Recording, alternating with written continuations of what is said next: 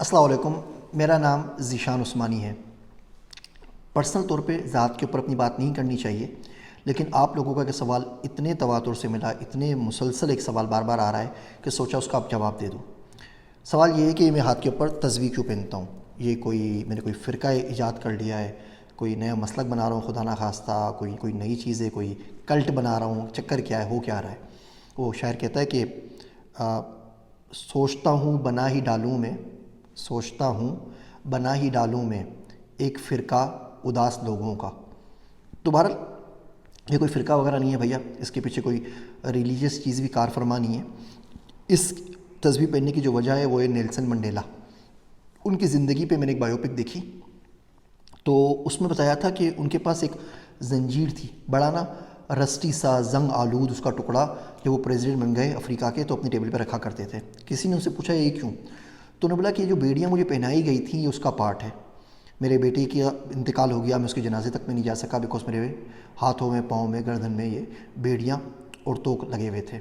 تو یہ زنجیر کا ٹکڑا مجھے یاد دلاتا ہے کہ ایک وقت ایسا تھا، ایک دن ایسا تھا کہ میں قید تھا، آج میں آزاد ہوں۔ تو میں آج کیا کر سکتا ہوں جو میں اس دن نہیں کر سکتا تھا؟ تو میری موٹیویشن کے لیے، یاد دہانی کے لیے رکھا ہوا ہے، جسے ہم ویژول ریمائنڈر کہتے ہیں۔ یا امریکہ میں ہمارے پاس گاڑی کے ڈیش بورڈ پہ آگے ہم چھوٹا سا کچھوا رکھ دیتے ہیں، اس کی گردن ہلتی رہتی ہے، تو اس کو دیکھ کے بار بار خیال یہ آتا ہے کہ اس کی زندگی گزر جاتی ہے، گاڑی کو اسپیڈ میں کرنے کی ضرورت نہیں ہے۔ آپ اگر گاڑی میں کوئی ایسا گانا بجائیں ہیجان انگیز قسم کا، تو آپ عموماً گاڑی تیز چلاتے ہیں، تو کچھوا آپ کو ریمائنڈ کراتا رہتا ہے کہ بھائی گاڑی تیز نہیں چلانی۔ تو میں نے سوچا کہ جب ہم مسلمان ہوتے ہیں تو ہم آزاد نہیں رہتے۔ لا الہ الا اللہ محمد رسول اللہ آپ نے پڑھ لیا، 1000 طرح کی قید آپ کے اوپر لگ گئی۔ یہ کھا سکتے ہو، یہ نہیں کھا سکتے، یوں بول سکتے ہو، یوں نہیں بول سکتے، اس سے بات کر سکتے ہو، اس سے اس طرح بات نہیں کر سکتے، یہ پہن سکتے ہو، یہ نہیں پہن سکتے، یہ سوچ سکتے ہو، یہ نہیں سوچ سکتے، اس وقت میں یہ کام کر سکتے ہو، یہ کام نہیں کر سکتے۔ تو پیسے ایسے کمانے ہیں، ایسے خرچ کرنے ہیں، 1000 چیزیں قدغن ہیں۔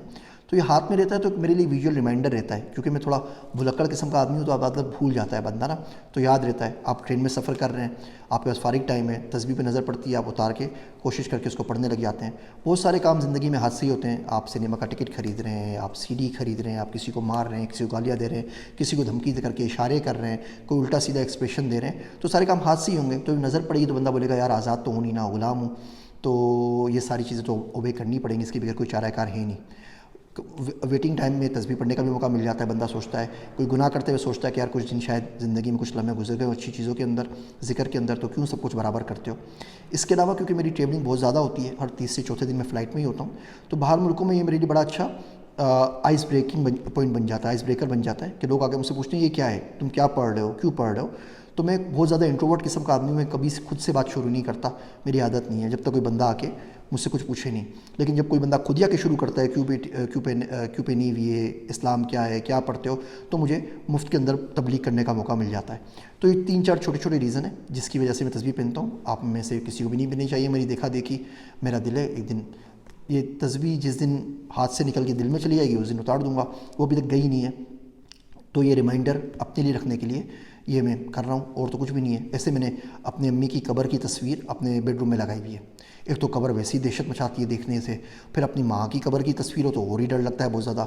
تو روز رات کو ہوتا ہے تو کم سے کم کچھ ریمائنڈرز ہوتے ہیں، ایسی زندگی میں بہت سارے ریمائنڈرز میں نے بنائے ہوئے ہیں، تو کوشش کر کے آپ بھی بنا لیجئے۔ اور اس کے علاوہ اس میں نہ کوئی زیادہ بات ہے نہ کم بات ہے۔